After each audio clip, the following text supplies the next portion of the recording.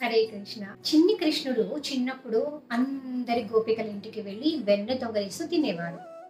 ఈ గోపికలందరూ కూడా యశోదామాత దగ్గరికి వచ్చి, నీ చిన్ని కృష్ణయ్య మా అందరిలోకి వచ్చి వెన్న దొంగలించుకుంటూ వెన్న తినేస్తున్నాడు అని చెప్పేసి అందరూ కూడా యశోదామాతకి ఫిర్యాదు చేసేవారు.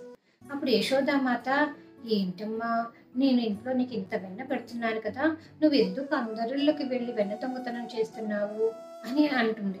ఆయన నా కృష్ణుడు చాలా మంచి పిల్లవాడు, ఎప్పుడు కూడా దొంగతనం ఏమి చేయడు అని చెప్పేసి గోపికలు ఎంత చెప్పినా కూడా కృష్ణుని సమర్థిస్తూ వచ్చేదనమాట యశోదామాత. కానీ ఒక రోజు యశోదామాత నిజంగానే కృష్ణుడు గోపికల ఇంట్లో వెన్న తినటము చూస్తుంది, పట్టుకుంటుంది అనమాట. అప్పుడు కృష్ణయ్య, నేను ఇక్కడ దొంగతనం చేయట్లేదు అని అన్నావు కదా, మరి ఏంటిది ఈ రోజు ఎందుకు ఇట్లా దొంగతనం చేసి తింటున్నావు అంటే, ఆ రోజు గోపికలు చెప్పిందంతా నిజమేనా అని అడుగుతుంది. అప్పుడు చిన్ని కృష్ణ ఏమంటాడంటే, అమ్మా నేను దొంగలించలేదమ్మా, ఆ రామచిలుక నోట్లో ఉన్న వెన్న ఉంది కదా, నువ్వు వచ్చేది చూసి ఆ రామచిలుక తన నోట్లోని వెన్నను నా నోట్లో పడేసింది, అంతేకాని నేను వెన్న దొంగలించలేదమ్మా అని చిన్ని కృష్ణయ్య వాళ్ళ అమ్మతో అబద్ధాలు ఆడతాడనమాట. భగవంతుడు ఏంటి, ఆయన వెన్న దొంగలించడం ఏంటి అని అనుకుంటున్నారు కదా. భగవంతుడు ఇలాంటి లీలలు ఓన్లీ భక్తులకి చేసేవారు అనమాట. అంటే ఆయన ఉనికిని, ఆయన చేసే లీలని ఆస్వాదించే అంత మహద్భాగ్యాన్ని, ఆ ఆనందాన్ని కృష్ణుడు ఓన్లీ భక్తులకే కలిగించారు. కృష్ణుడు అందరి ఇళ్లలో వెన్నని కాదు, ఆ గోపికల ఇళ్లలో ఉండే ప్రేమను కూడా ఆస్వాదించేవారు.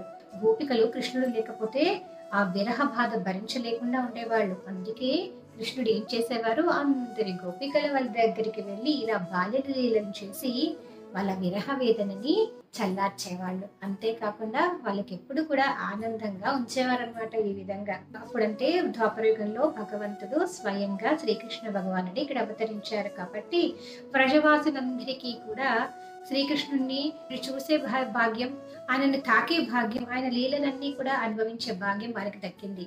మరి కలియుగంలో మరి అలాంటి భగవంతుని సాంగత్యం పొందాలంటే మనం ఏం చేయాలి? హరే కృష్ణ మహామంత్రం చేయాలి.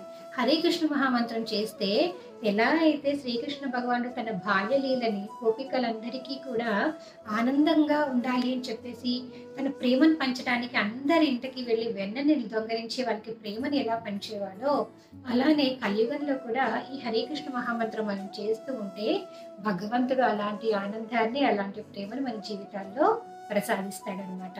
మీకు కూడా భగవంతుని సాంగత్యం కావాలా, భగవంతుని ప్రేమను మీరు అనుభవించాలనుకుంటున్నారా, మీరు కూడా ప్రతిరోజు కూడా హరే కృష్ణ మహామంత్రం చేయండి. తప్పకుండా భగవంతుని ప్రేమని, భగవంతుని లీలల్ని చూసే భాగ్యం మీకు కూడా లభిస్తుంది. హరే కృష్ణ.